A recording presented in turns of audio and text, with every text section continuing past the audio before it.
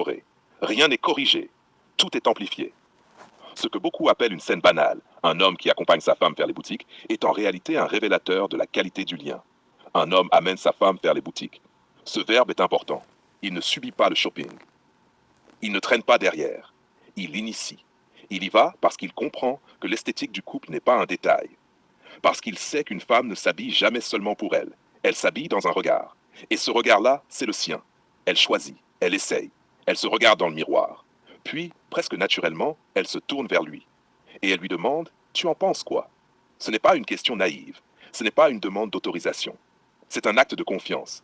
À cet instant précis, la femme lui confie quelque chose de très intime, la manière dont elle souhaite être perçue et la manière dont elle accepte d'être guidée. L'homme, lui, a plusieurs options. Et c'est là que la vérité d'un couple se révèle. S'il valide tout, sans regarder, sans ressentir, sans discernement, alors son regard est creux.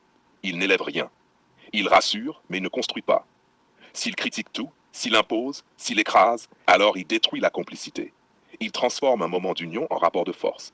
Mais s'il fait autre chose, s'il observe, s'il ressent, s'il choisit, alors là, on entre dans une autre dimension. Quand il dit « oui, ça te va »,« non, c'est pas toi »,« ça c'est beau, mais ce n'est pas ce que je veux voir sur toi », il ne parle pas de tissu, il ne parle pas de mode, il parle d'identité. Il dit sans discours, open quote, « je sais qui tu es, je sais ce qui te met en valeur, et je sais ce qui nous représente ensemble ». Close quote. Et la femme le sent immédiatement. Parce qu'une femme ne cherche pas un styliste. Elle cherche un homme dont le regard a du poids. Un regard qui ne tremble pas.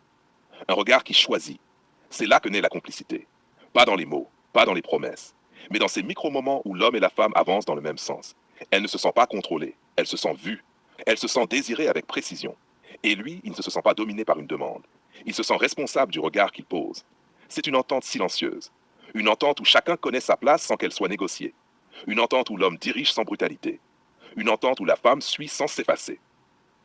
Quand cette alchimie existe, quelque chose change. La femme sort du magasin différente. Pas seulement plus belle, plus alignée, plus sûre, parce qu'elle n'a pas acheté un vêtement. Elle a reçu une validation rare, celle d'un homme qui sait regarder et assumer ce qu'il regarde. Et l'homme, lui, ressort renforcé, parce qu'il n'a pas juste donné un avis. Il a affirmé une vision. Il a tenu une ligne. Voilà ce qu'est la vraie complicité. Ce n'est pas être d'accord sur tout. C'est avancer ensemble dans une direction claire. Et dans un monde où tout est flou, où tout est négociable, où plus personne n'ose trancher. Cette entente-là devient presque subversive. Mais c'est précisément pour ça qu'elle est puissante.